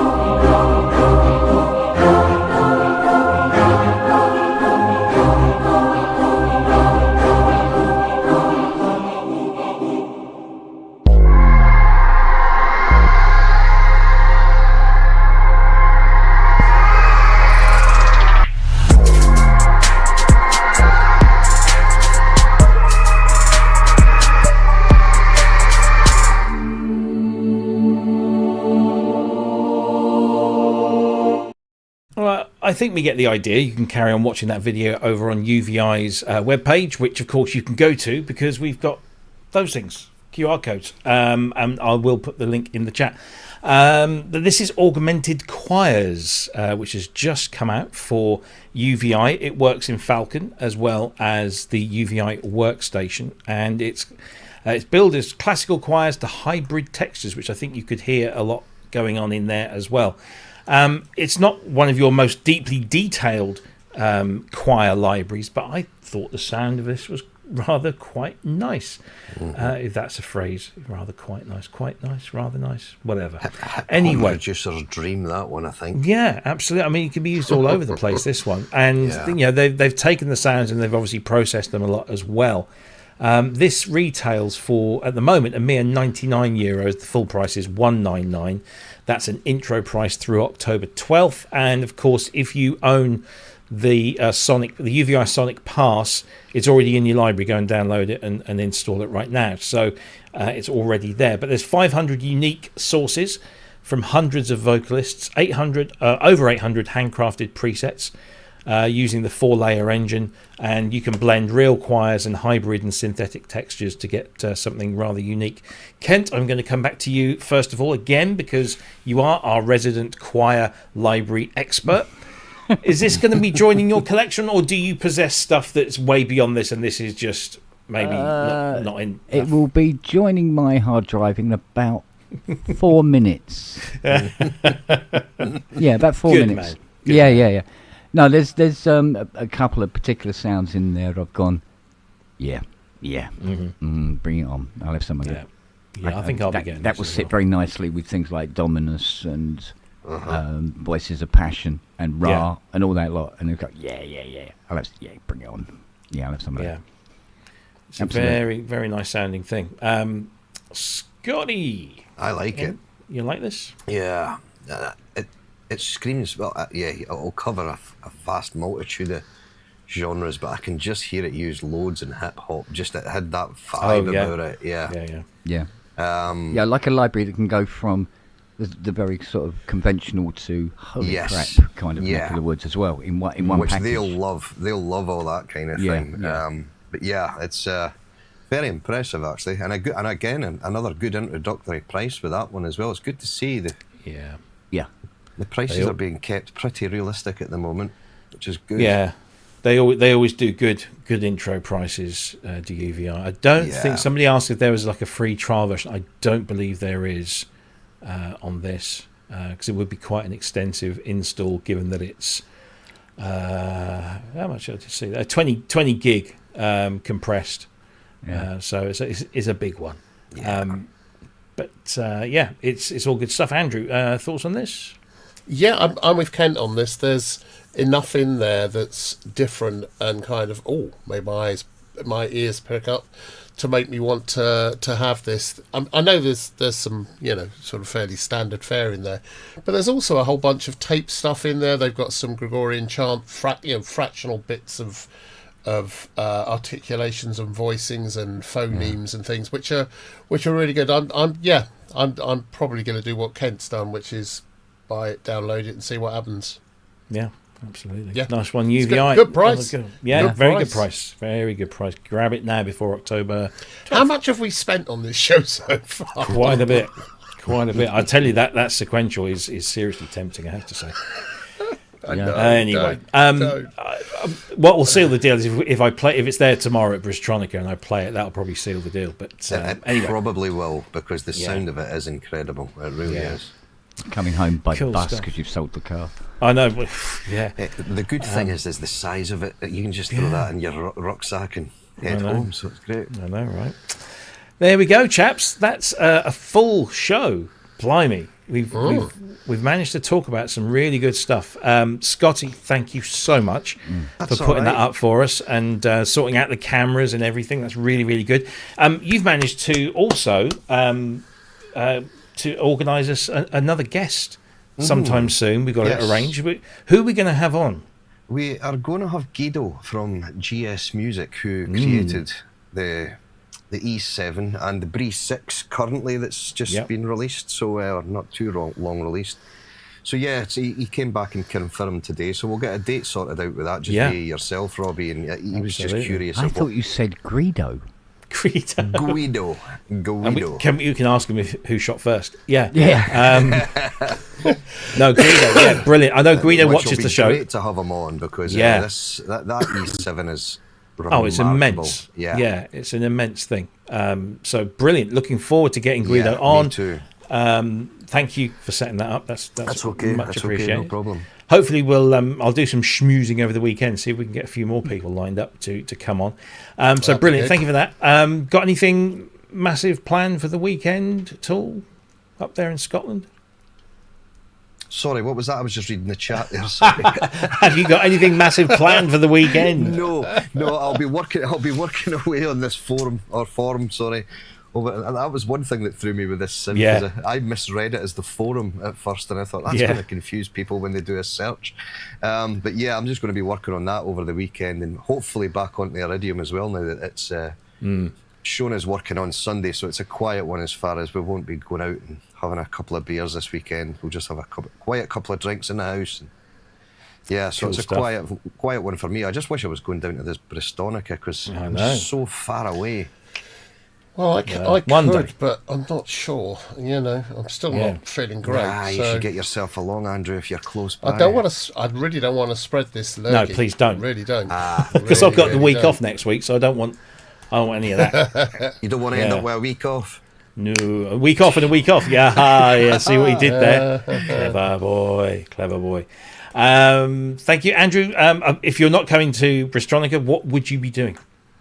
I will be finishing off the sound banks that I've been working on, ready for next week, so it can be integrated into the product. And then I've not been hearing because I've had a cold, flu-y thing.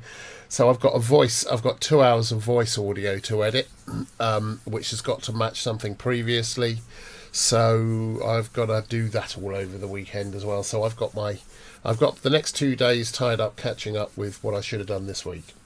Cool. Excellent stuff. And Mr. Spong, are you synthesizing? Are you car repairing, or a bit of both, or maybe something else? Oh, and rugby, Yeah, by the way, women's rugby. Oh, yeah, rugby on Rugby Sunday. World Cup final. Well, yeah. Rugby Yeah, World yeah. Cup. I'm, obviously I have to support England, but I'm kind of hoping that Canada do it. Actually, That'd be nice. It'd be interesting because if they did, but yeah, I think they can do it as well. they've done very well. Other than that, Fiona's spraying Mustang.